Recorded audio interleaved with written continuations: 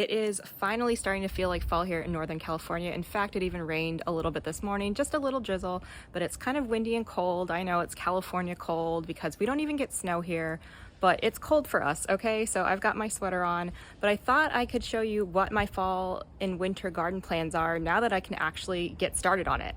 So I harvested the corn in here. There really wasn't much to show, so I'll be cleaning this bed. And once one of my blackberry bushes goes dormant, I'll move it here. This bed is in a corner. It's got my worm composter in it, and it's kind of out of the way, and sometimes it's just forgotten about. Plus, since the blackberry plant I'm thinking of moving here has thorns on it, this will be a nice spot to put it where I will be less likely to rub up against it. The peppers are still going strong, so I'm going to overwinter them in place. Once their production slows, I'll prune them and maybe throw some tarp over them if we are expecting frost, but frost hardly happens here. These tomato plants probably only have a few more weeks left in them, so I'll cover crop these beds with some Asian mustard greens, so that way I can harvest and eat some too, so it'll be a dual purpose.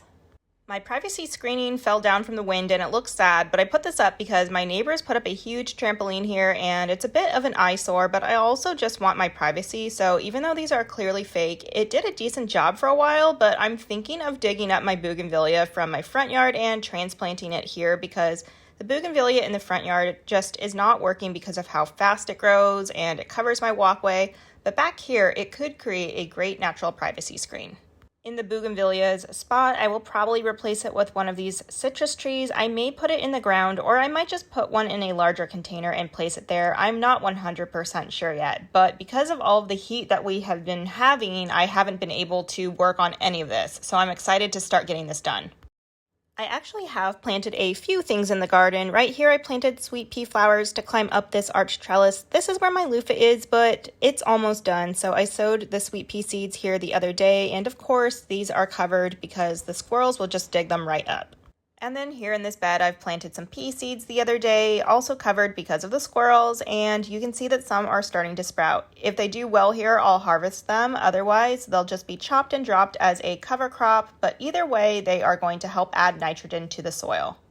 I also cleaned out my farm stand hydroponic tower and cleaned up the plants that still have life in them and trimmed their roots, scrubbed inside, and then I added fresh water and then filled the grow cups with my own soil and sowed some seeds, mostly leafy greens, and you can see I just threw some seeds on top. The seeds I used were old, so I don't expect the germination to be great, which is why I put so many seeds in. I'm just trying to use up what I have before I buy any new or fresh seeds. So now for some more cooler season veggie planting. This is where I will sow my root vegetables and I will be succession sowing. I removed all but 3 tomato plants in here so far. The remaining 3 plants look okay, but once I remove them, I can sow some more seeds. I am not planning on growing as many tomatoes next year, and I usually plant root veggies in containers because usually when I'm ready to plant out my spring and summer garden, I still have things like beets and carrots that aren't ready to be harvested. But because I am growing less next year, I can use this bed for other things. This is also a great place for the root veggies because this giant oak tree is right above it and the birds like to hang out in it and they poop over this bed. I have had tomatoes get hit, and of course I wash my produce really well, but it still gives me the ick. So root vegetables will be fine here. Some people do eat the tops of those vegetables. I don't usually unless it's beet tops because that is essentially Swiss chard, but I don't care for tops otherwise, so if they get pooped on, it's not a big deal. It looks like it's about to rain again. It is so crazy because last week we had a heat wave and it will heat up again by the end of the week, but I'm cold right now, so let's go inside and take a look at my seeds so I can figure out what I want to grow first.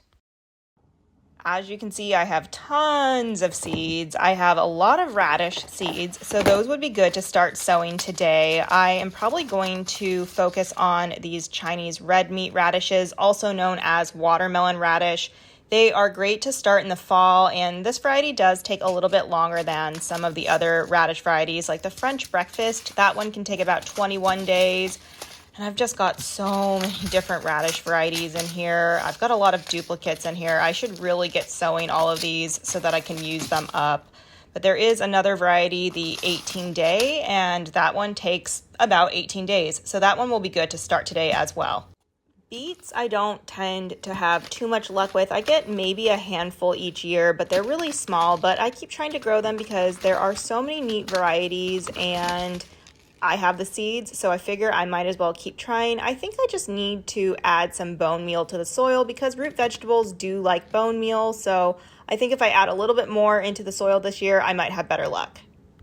Lettuce I'm going to hold off on now for at least a couple of weeks. I'm going to grow most of my lettuce hydroponically, so when I have more spots open up in the farm stand, then I'll start to add some lettuce. But I also have this new hydroponic system that this company sent me. It is similar to the farm stand, except it's a little bit smaller, and I think the price point is a little bit more affordable. I'll do a video on this when I get this set up. But there is no picture of it on the box, but it is basically a hydroponic tower. So I'm really excited to get this set up, and I'll probably do most of my lettuce in here. I have a ton of carrot seeds and they have a shorter shelf life, so I should just toss out a ton of seeds wherever I can because these seeds are a few years old. I usually stick to the varieties that are supposed to be shorter since I grow a lot of carrots in containers because otherwise regular carrot varieties may not have enough room to grow properly. And I definitely want to make sure that I save some room for choice. I've got the purple and 50-day varieties. I will probably put these where my tomato plants are currently along with some other Asian greens. Onions. I don't know if I'll grow them this year. It's a bit soon to start them now anyways, but if I do want to grow them, I should save some room for them to start them in late winter. I don't have great luck growing them though, but I do have the seeds, so I might as well try. I love growing my own celery. I've got quite a few different varieties like pink and red and even white. This grows really well hydroponically as a start, so I'll probably start some inside and then transplant outside later. And then these are the pea varieties that I sowed in the raised bed that I showed earlier. I'll probably start some more of these seeds elsewhere in the garden wherever I have space. I have so many Swiss chard seeds, but I've got some growing in my farm stand hydroponically, and I also have some in the front yard that just keeps reseeding itself, but I do want to grow the other colors, so I'll probably sow some of these. I also have a ton of viola and pansy seeds. I just love all of the different colors and patterns. I don't know where I can sneak these in. Maybe I can tuck them into the corners of my raised beds or put them in some containers. But I definitely want to get some of these started soon so that I can have a nice pop of color this winter. So yeah, as you can see, there is no shortage of seeds around here, but today I'll focus on radishes, mostly the watermelon radish, and then some beets and some violas and pansies.